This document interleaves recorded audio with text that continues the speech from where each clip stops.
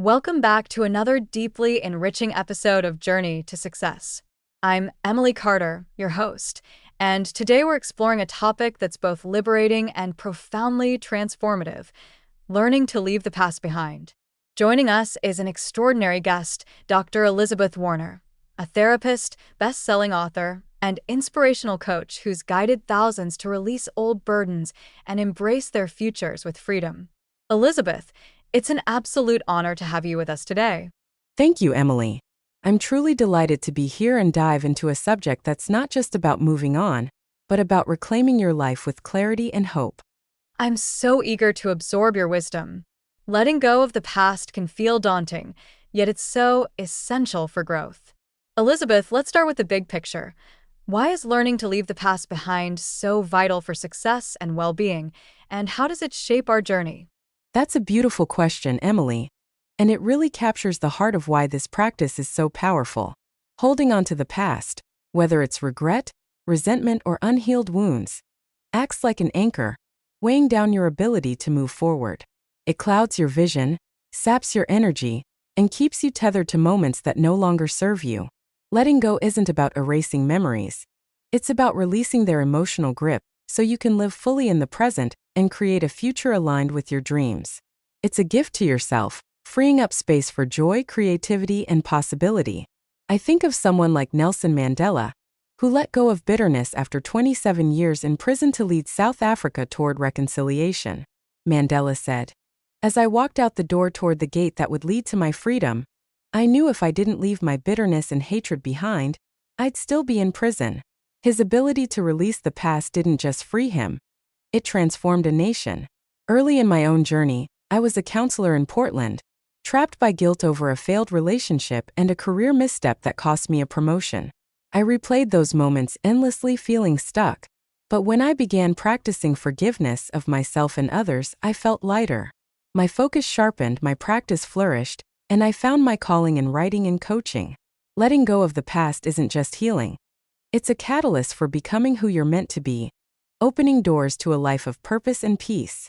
That's such a profound perspective. Elizabeth, letting go as a gift to ourselves. Mandela's story is incredibly moving. You mention your own struggle with guilt. Can you walk us through how someone can start letting go of the past, especially if they're caught in regret or pain? Absolutely, Emily. The first step is to acknowledge and process your emotions. You can't let go of what you haven't faced. This means naming what you feel: grief, anger, shame, without judgment, and allowing yourself to sit with it. I draw inspiration from Maya Angelou, who processed a traumatic childhood through writing and reflection, turning pain into poetry. She said, "There is no greater agony than bearing an untold story inside you." By giving voice to her past, she freed herself to inspire millions. When I was stuck in guilt, I avoided those feelings, thinking they'd overwhelm me. But I started journaling, writing letters to my younger self, expressing regret but also compassion. It was like unclenching a fist. I could breathe again. That practice helped me forgive myself, and my counseling sessions with clients became deeper, more authentic. I coached a client named Sarah, a graphic designer who couldn't move past a business failure that left her in debt. She felt like a fraud. Inspired by Angelou, Sarah wrote about her shame, then burned the pages as a symbolic release. That act sparked her creativity. She relaunched her brand, landing major clients. Acknowledging emotions isn't weakness. It's the first step to freedom. Another step is to reframe the past as a teacher. Instead of seeing mistakes as stains, view them as lessons that shaped your resilience. I learned this from Oprah Winfrey, who shared how she let go of childhood trauma by seeing it as fuel for her empathy and purpose. Oprah said, "Turn your wounds into wisdom." I reframed my career misstep as a lesson in humility. It taught me to listen better, which fueled my coaching success. Sarah adopted this, viewing her failure as proof she could take risks. She started teaching design workshops, finding purpose in mentoring others. Reframing shifts the past from a burden to a stepping stone. I love those steps. Elizabeth, facing emotions and reframing the past. Angelou and Oprah's journeys make it so vivid. But what about when the past feels too heavy, like a betrayal or a deep loss? How do you let go when it's overwhelming? Oh, Emily, those heavy moments like betrayal or loss can feel like they've woven themselves into your core, and letting go requires patience and grace. The key is forgiveness, but not in the simplistic forgive and forget way. Forgiveness is about releasing the emotional debt someone or you owe so you're not carrying their weight anymore. I draw from Desmond Tutu, who co-authored the Book of Forgiving and led South Africa's Truth and Reconciliation Commission. Tutu said, "Forgiveness is not weak, it's the strongest thing you can do." He forgave unimaginable atrocities to heal a nation, showing it's possible even in pain. When I grappled with my relationship's end, I felt betrayed by my ex and myself for staying too long. The anger was suffocating. Inspired by Tutu, I practiced a forgiveness ritual. I wrote a letter to my ex detailing the hurt, then one to myself offering understanding. I didn't send them. I burned them, symbolizing release. It didn't erase the pain, but it loosened its grip, letting me date again with an open heart. I coached a client named Michael, a veteran who lost his best friend in combat and blamed himself for surviving. The guilt was crushing. We explored Tutu's steps, acknowledging pain, telling the story, granting forgiveness. Michael wrote to his friend, then spoke at a memorial, finding peace. He now leads a veterans group. Forgiveness is a slow dance, but it frees you to live again. Another tool is creating new narratives. Heavy pasts can dominate your story, so intentionally build moments that redefine you. I learned this from J.K. Rowling, who let go of a painful marriage and poverty by writing Harry Potter, crafting a new identity as a storyteller. During my grief, I volunteered at a shelter, creating memories of service that balanced my loss. Michael started hiking, building a narrative of strength. His treks inspired his group's retreats. Forgiveness and new stories don't erase the past. They weave it into a life that's bigger than its scars. That's so profound, Elizabeth. Forgiveness as strength and new narratives as freedom. Tutu and Rowling's examples bring it home. You've mentioned incredible figures like Mandela and Oprah. Are there other famous people whose ability to let go inspires you? Oh, absolutely, Emily. The world is rich with stories of release and renewal. Take Serena Williams, who's faced racism, health crises, and public criticism, yet let go of resentment to focus on her craft and family. Serena said, "I don't dwell on things that don't go my way. I move forward." Her resilience, channeling pain into 23 Grand Slams and advocacy, inspired me when I faced professional backlash early on. Instead of stewing, I focused on my next book, which became a bestseller. I coached a client named Olivia, a nurse who couldn't release anger at a toxic boss. Serena's forward focus helped Olivia train for a marathon, shifting her energy. She now leads her unit with calm. Another is Steve Jobs, who was fired from Apple, the company he co-founded. Instead of clinging to bitterness, he let go, saying, "The heaviness of being successful was replaced by the lightness of being a beginner again." That release birthed Pixar and his triumphant Apple return. I leaned on Jobs' pivot when a speaking gig flopped. I let go of embarrassment, took a new course, and my next talk sold out. Olivia used Jobs' mindset to leave her toxic job, starting a consulting firm that thrives. Then there's Malala Yousafzai, who survived a Taliban attack yet released vengeance to advocate for education. She said, "I don't want revenge. I want girls to go to school." Her purpose freed her to become a Nobel laureate. I coached a client named Ethan, a teacher betrayed by colleagues, stalling his career. Malala's vision inspired him to mentor students. Letting go of grudges, he earned a National Teaching Award. These figures show letting go isn't passive. It's a bold choice to reclaim your power and purpose. Those stories are so uplifting, Elizabeth. Serena, Jobs, Malala, they show letting go as a path to greatness. What about holding on to guilt or shame? How do we release those self-imposed chains? Guilt and shame are tough, Emily, because they're internal. They feel like part of us. The key is self-compassion, treating yourself with the kindness you'd offer a loved one. Kristen Neff, a self-compassion expert, says, "You don't want to beat yourself up for beating yourself up."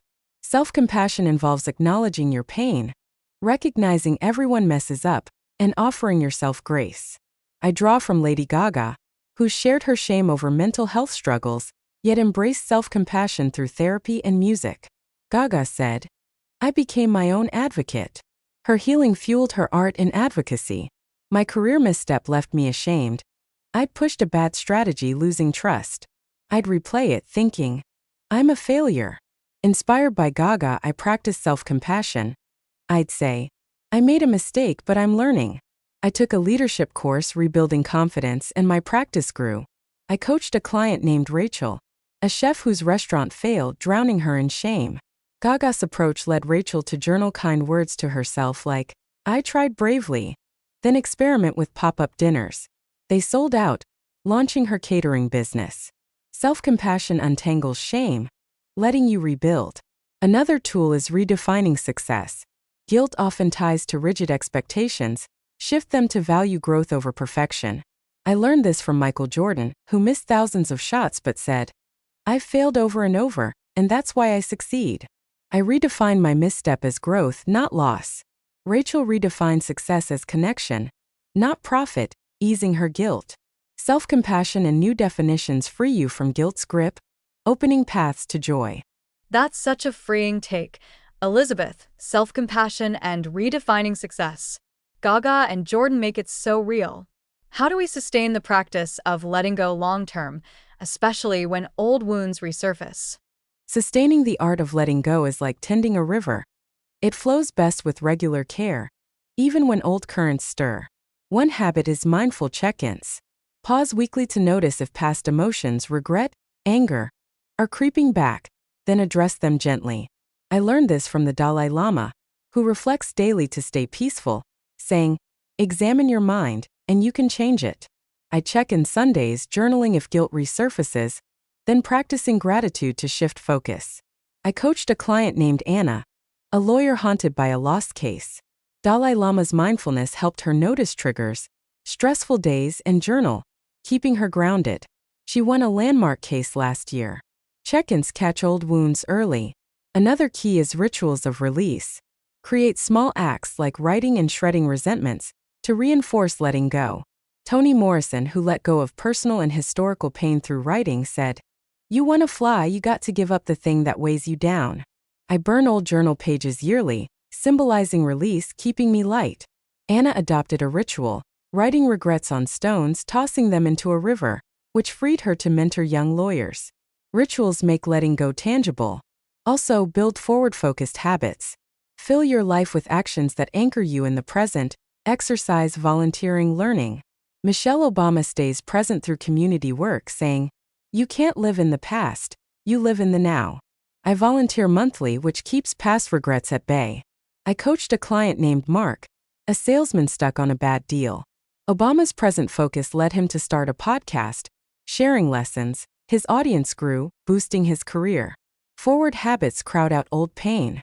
Finally, connect to purpose. A bigger why pulls you past wounds. Viktor Frankl survived the Holocaust by finding meaning, saying, Those who have a why to live can bear almost any how. My purpose, helping others heal, lifts me when old guilt stirs. These habits, check-ins, rituals, forward focus, purpose, keep the past where it belongs, letting you live freely. Those are such vibrant tools, Elizabeth. Dalai Lama's mindfulness, Morrison's release, Frankl's purpose. It's a blueprint for freedom. As we close, what's one final piece of advice for listeners ready to leave the past behind today? My biggest advice is to choose one act of release now. Letting go starts with a single brave step, not a leap. Think of Fred Rogers, who let go of childhood struggles by spreading kindness, saying, The greatest thing we can do is to help somebody know that they're loved. For me, it was that first journal entry, forgiving myself, sparking a life I cherish. One last story. I coached a widower named Brian, a carpenter whose grief over his wife's death kept him frozen. He thought letting go meant betraying her. We looked at Abraham Lincoln, who released personal losses to lead with compassion, saying, I walk slowly, but I never walk backward. Brian wrote a letter to his wife, thanking her, then built a bench in her honor. It freed him to teach kids carpentry, finding joy. If Brian can let go, so can you. Pick one act today, journal a feeling, forgive a moment, take a walk. That step opens your heart to a future unburdened. What a beautiful way to end, Elizabeth. Brian's story, alongside legends like Rogers and Lincoln, shows letting go is within reach. Thank you for sharing such profound wisdom and practical steps. I know our listeners are ready to release what holds them back. Thank you, Emily, and to all the listeners. I hope you feel empowered to let go and embrace the life waiting for you. And that's a wrap for today's episode of Journey to Success. If this conversation lifted a weight from your heart, and I'm sure it did, please hit that subscribe button to catch every liberating episode. Share this with someone ready to move forward, and join us next time for more insights to fuel your journey. Until then, keep letting go and stepping into your future.